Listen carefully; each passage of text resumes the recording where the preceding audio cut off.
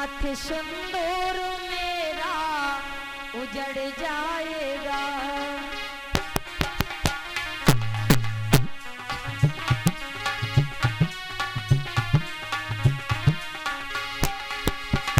तुम दया सिंधु हो अब दया कीजिए, नाथ सिंदूर मेरा उजड़ जाएगा।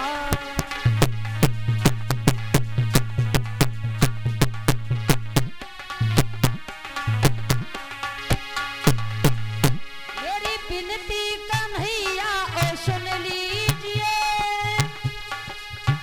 मेरे पति के प्राणों को बचा दीजिए।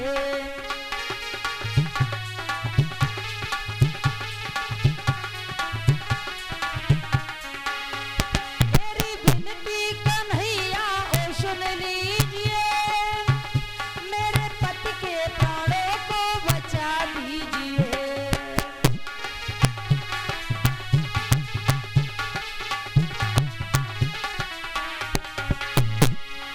होते हुए पत जो मर जाएगा,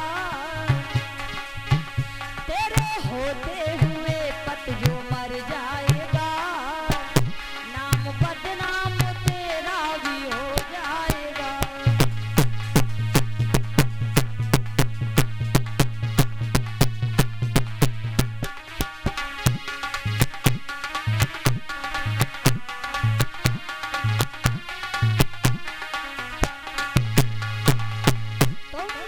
सिंधु हो अब दया कीजिए, नाथ सिंदूर मेरा उजड़ जाएगा।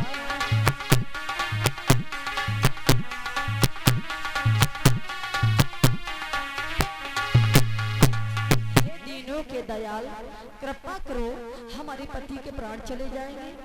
जब नाम पत्नियों ने बार बार प्रभु से विनती की, भगवान ने कहा सुनो, तुम अपने पति के प्राण अगर चाहती हो तो हम गेंद लेने नहीं आए हैं, हम इसलिए आए हैं इस काली दह में रहते रहते पानी बहुत विषैला हो गया है, गैया पी के मर जाती हैं, तो हम ये सोच रहे हैं तुम अपने पति को लेकर के रमणीक द्वीप में चली जाओ और तुम वहां जाके रहो। कहने लगे उस समय कालिया नाम, रमणीक द्वीप में मेरा भाई गरुड़ नहीं रहने देगा। भगवान कहते हमने तुम्हारे फन पर अपने चढ़ चिन्ह बनाए हैं और तुम्हारा भाई गरुड़ तुम्हें नहीं खाएगा। और जाओ तुम, कालिया नाम से कहा कि कमल पुष्प तोड़ के लाना, जो हमारे मामा ने पूजा के लिए मंगाए हैं, वो रमणीक द्वीप में ही मिलेंगे। तुम पुष्पों को लेके आओ और रमणीक द्वीप में ये काली दह छोड़ करके पत्नियों के समेत जाकर के रहो जाके। भगवान ने जब कहा तो कालिया नाग कहता प्रभु जो आज्ञा आपकी। कालिया नाग रमणीक द्वीप में गया, वहां से पुष्प तोड़ के लाया है और भगवान को दिए। भगवान ने कहा ये पुष्प हमें स्वीकार हैं, अब तुम अपनी नाग पत्नियों को साथ में लेकर के रमणीक द्वीप में चले जाओ। कालिया नाग सर झुका करके अपनी पत्नियों को लेकर के और काली दह छोड़ करके रमणीक द्वीप में चला गया। इधर भगवान पुष्प लिए और बंसी बजाते हुए बाहर निकल के आए। देखा मैया रोते रोते जहां बेहोश हो गई थी। दाऊ भैया ने कहा मैया देख तो अपना कन्हैया आ गया है, एक बार तो नजर उठा के देख। मैया अपना गोविंद ये खड़ा है। मैया की आंखें खुली, रोते रोते मैया का हृदय शीतल पड़ गया था। अपने कन्हैया को गले से लगा लिया और कहती आज हमारी कुल देवता की बहुत बड़ी कृपा हो गई। हमारे कुल देवता ने मेरे लाला की जान बचाई है। मैया घर लेके आई लाला को और कुल देवता की पूजा कर रही है। अब मैया ये नहीं जानती हमारा लाला स्वयं भगवान है, ये जानती है मेरे कुल देवता ने हमारा लाला बचा दिया है। अब मैया घर आई है, पूजा कर रही है और पुष्प उस समय राजा कंस के दरबार में पहुंचा दिए गए और राजा कंस की शर्त पूरी हो गई। इधर मैया कुल देवता की पूजा कर रही है और इधर भगवान ने देखा गोपियां रात में स्नान करती हैं रात्रि के वक्त में स्नान करती हैं। प्रभु ने सोचा इनके पूजा करने से क्या लाभ है, ये तो नगीन अवस्था में स्नान करती हैं, जितना पुण्य नहीं करती हैं उससे कई ज्यादा ये पाप कमा रही हैं। भगवान ने उनको ज्ञान कराने के लिए उनके वस्त्र उठा लिए, कदम वृक्ष पर टांग दिए। गोपियों ने इधर उधर देखा, स्नान करके हमारे कपड़े नहीं कौन ले जा सकता है। तब तक भगवान ने धीरे धीरे आवाज में वंशी बजा दी, और जैसे ही वंशी बजी गोपियां कहने लगी तुम्हें लज्जा नहीं आई और यहाँ तक चली आई हो। भगवान कहते लज्जा तो तुम्हें आना चाहिए जो तुम ऐसी अवस्था में स्नान कर रही हो। तो भक्तों गोपियां रोज नहाती थी। वैसे भागवत में 4 महीने आज भी रात्रि में 4 बजे उठकर के स्नान करने का मुहूर्त बताया गया है। 4 महीनों में नहाया जाता है। वो 4 महीने कौन से हैं? सर्वप्रथम महीना कार्तिक का होता है। कार्तिक में स्नान करके केशव भगवान की पूजा की जाती है। दूसरा महीना अगहन का है। अगहन में रात्रि में स्नान करके और तुलसी मैया की पूजा की जाती है। तीसरा महीना माह का है, जिसमें गंगा मैया की पूजा होती है रात में नहा के, और साधु संत महात्मा एक एक महीने से गंगा मैया पे पहुंच जाते। ये स्नान करने का पर्व का महीना है। और इसमें लक्ष्मी नारायण की भी पूजा होती है। और चौथा महीना वैशाख का लिखा गया। फिर वैशाख के महीने में 12 भगवान की पूजा की जाती है। और जो 5 वर्ष तक लगातार नियम से अगर स्नान कर लेते हैं तो उनको पुत्र की प्राप्ति हुआ करती है। ऐसा भागवत में लिखा गया है। गोपियां रोज नहाती, भगवान ने उनके वस्त्र नहीं दिए। गोपियां कहती तुम्हें लज्जा आना चाहिए। कौन नहीं था सुनो। आई थी यमुना को नहाने,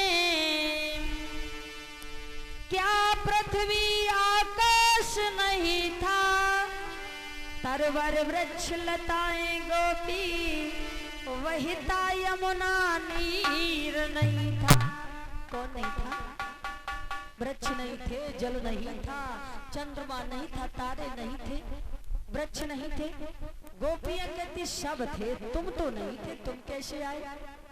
भगवान कहते पहचाना नहीं तुमने, हम हर जगह है। गोपियां कहती मेरे वस्त्र दे दो। भगवान कहते वस्त्र तो मिलेंगे नहीं। क्यों नहीं मिलेंगे? सुनो, तुम्हारे कपड़े नहीं मिलेंगे। गोपियां बोली तो हम अपने घर कैसे जाएंगे? और बोली आई लाज न तुमको मोहन, और चीर चुराने में मैं भूल गई थी, मैं भूल गई थी, अरे तुमको यमुना नहाने में।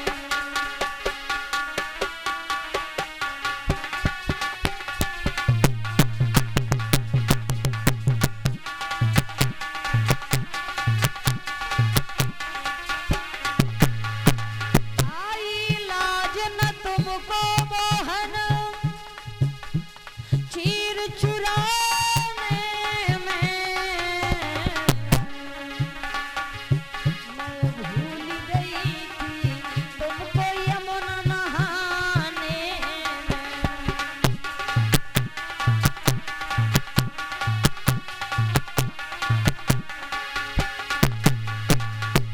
अरे चोरी चोरी आए मेरे चीर चुराए हैं, चोरी चोरी आए मेरे चीर चुराए हैं। अरे छुप छुप आते मोहन हमें सताते हो,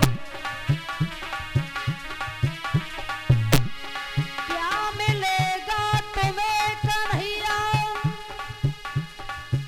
बदनाम कराने में। मैं तो भूल गई थी तुमको यमुना नहाने।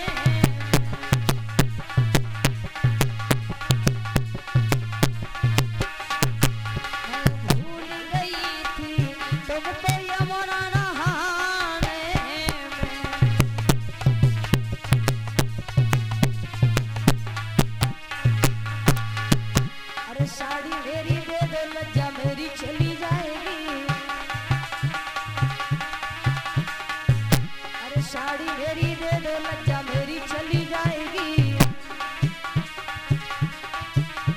साड़ी ना मिली तो मोहन घर कैसे जाऊंगी।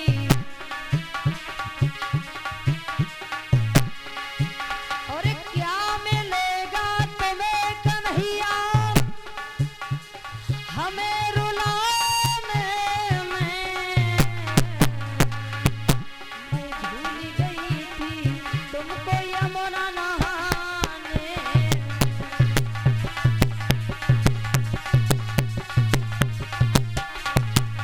तो भूल गई थी तुमको यमुना नहाने।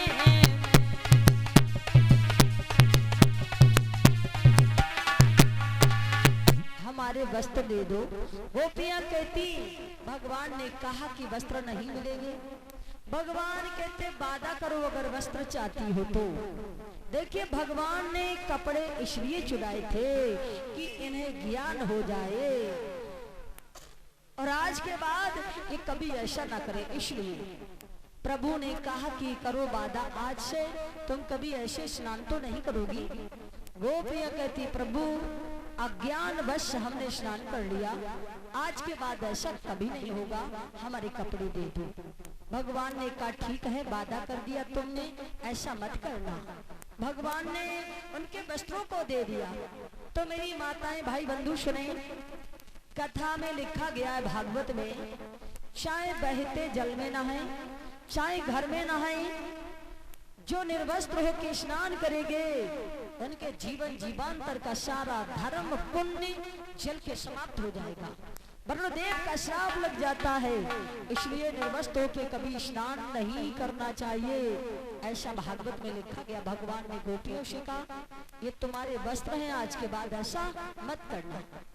गोपियां कहने लगी नाथ मैंने तो तुम्हें पाने के लिए ही मनसा मैया की पूजा करी है और रोज स्नान किया यमुना मैया का, प्रभु तुम हमें कब मिलोगे।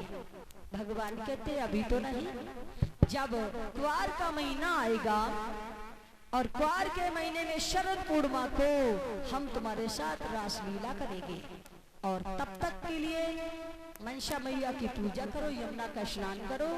और ऐसा कह करके भगवान चलने लगे। गोपियां कहती शरद पूर्णिमा का तो बहुत समय है, भगवान कहते हम दर्शन देते रहेंगे। और इतना कह के प्रभु चले गए। धीरे धीरे गोपियां स्नान करते करते सावन का महीना आ गया है।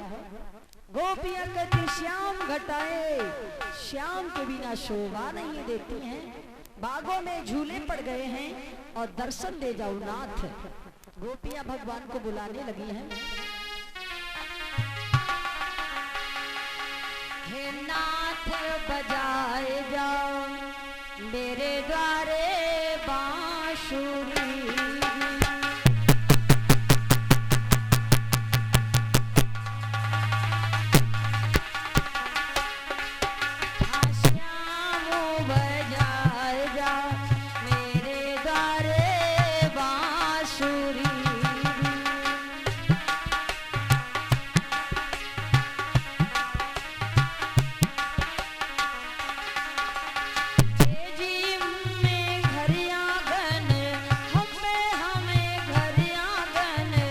कछुना से